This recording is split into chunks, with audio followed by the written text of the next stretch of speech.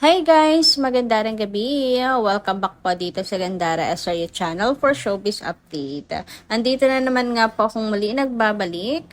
Ang nagmamaganda ninyo kachismosang Kim Pao, wala na nga pong iba. Ang lokareta si Gandara SRU upang maghatid sa inyo ng latest update and fresh happenings patungkol kina Kim Chiu and Paolo Avellino. And para nga sa gabing ito, ang tatalakayin naman natin at pag-uusapan ay may kinalaman dito sa event nila Kim and Paolo. O diba, sabi naman po sa inyo, ang Kim Pao po ay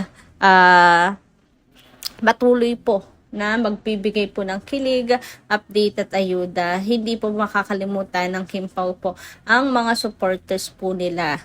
Kaya tumutok lang po kayo at sumubaybay sa ating channel at hanggang sa dulo ng ating update para mapag-usapan ang mga bagay na to. Pero bago pa lahat, sa mga di pa nakaka-subscribe sa ating channel, maaari lamang napindutin po ninyo ang subscribe button at notification bell natin na nariyan sa baba upang kayo'y maging updated at ma-notify tuwing may bago po tayong chika at balita hinggil sa Kim Pao.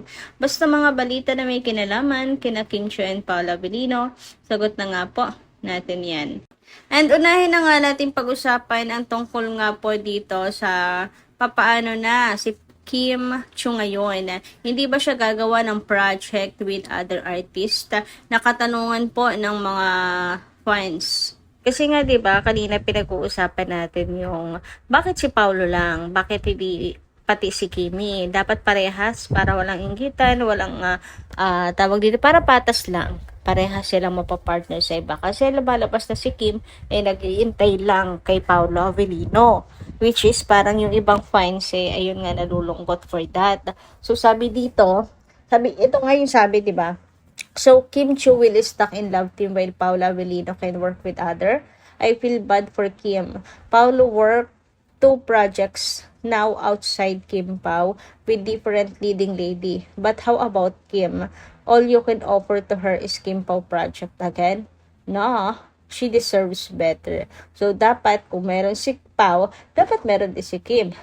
Sabi pa dito, agree with this. So true. Ano yan, kapag si Pao magkakaroon ng other leading lady, okay lang. Well, si Kimi, hindi. So unfair. Yes, Kim Pao ako, pero sana this time solo project muna ni Kimi. Wala naman po nagsasabi na si Kim ibawan, makipag-partner po sa iba. Na ano po yan kumbaga, depende pa rin po yan kay Kim Chiu kung okay po sa kanya na makipag-partner po sa iba. Pero ayun nga, baka naman meron silang i-offer kay Kim at pumayag si Kim Chiu. Kasi paano kung walang offer kay Kim? 'Di ba? Nakakalungkot naman. So, palagay ninyo, patas ba kapag kung si Pao ipapartner nila sa iba, dapat si Kim din. Tingin nyo, agree po ba kayo doon? Kasi lumalabas si Kim nag-aantay lang kay Paolo, kailan siya matatapos, tapos babalikan na lang siya ni Paolo kapag tapos na si Paolo doon sa ibang project, ganyan. Niintay na si Kim pinaghihintay, which is hindi deserve na isang A-lister at isang Kim Chiu, di po ba? So ano nga kaya magiging ending nito? Pero gusto ko lang ding ipaalala na ito po ay pending na project ni Paolo Avellino. So, kumbaga nga ay tatapusin lang talaga.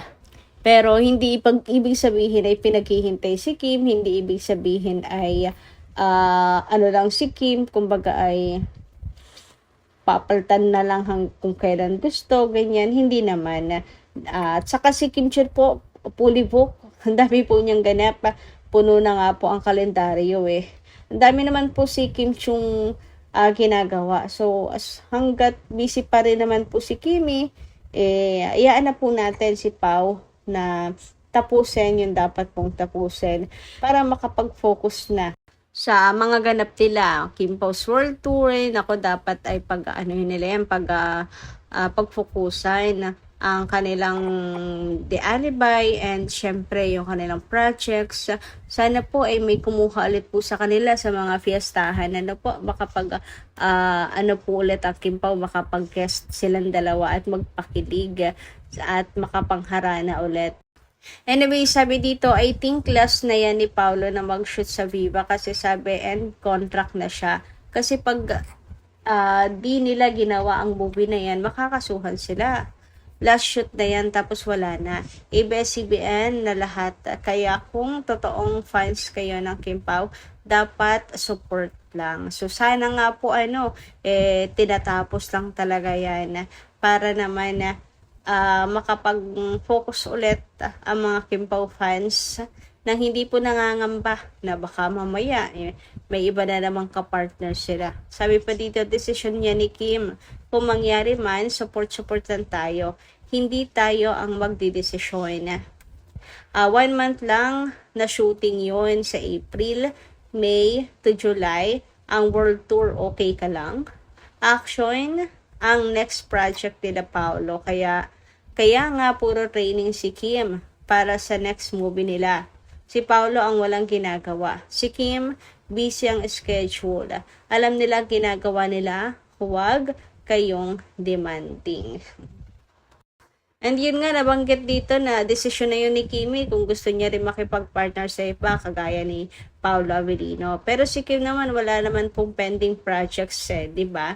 Talagang mga projects lang with Paolo Avellino sa ngayon. Pero kung kayo gusto nyo na gusto nyo manawagan na baka naman si Kim magkaroon ng solo project, pwede rin naman, di ba?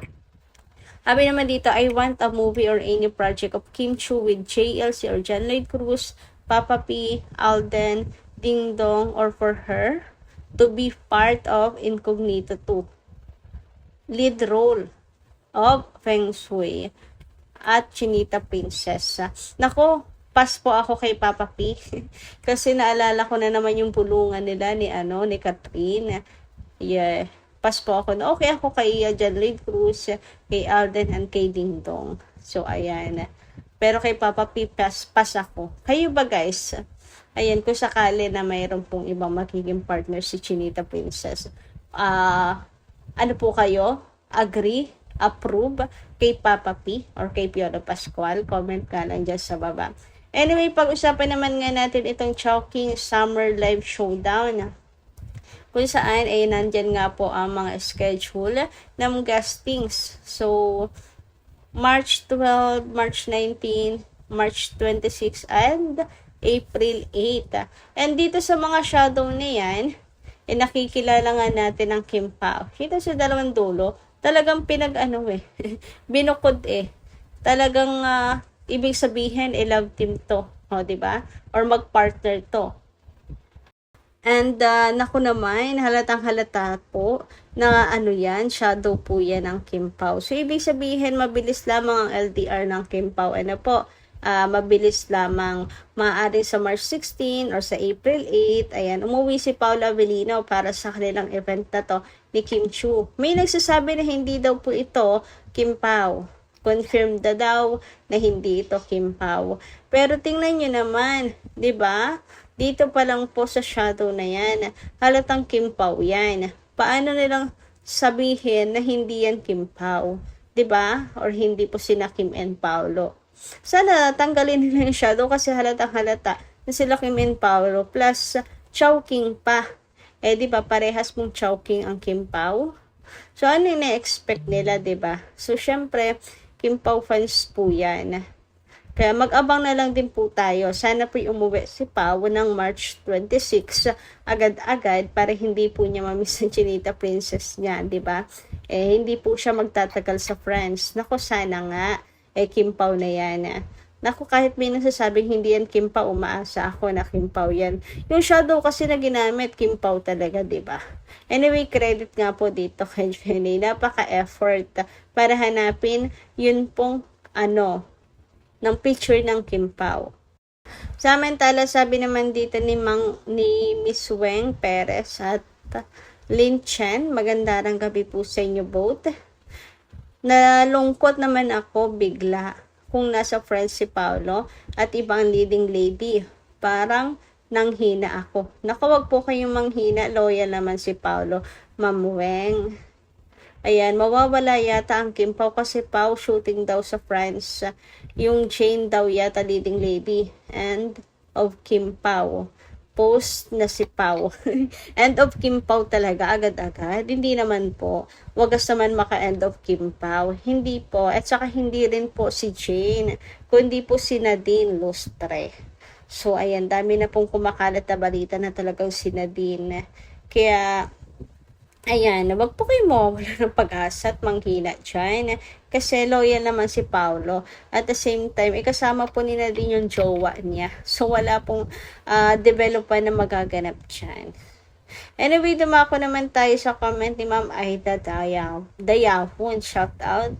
Yes, wag na lang po natin pilitin si Kim. Let's wait na lang na sila ang mag-confirm in God's perfect timing. And kay Paolo, dapat manggaling ang confirmation. So, yan lang po muna yung ating update ngayong gabi, guys. Thank you so much sa inyong pakikinig. And kita-kits po muli sa mga susunod pa natin chikas tungkol sa Kim Pao. Maraming salamat!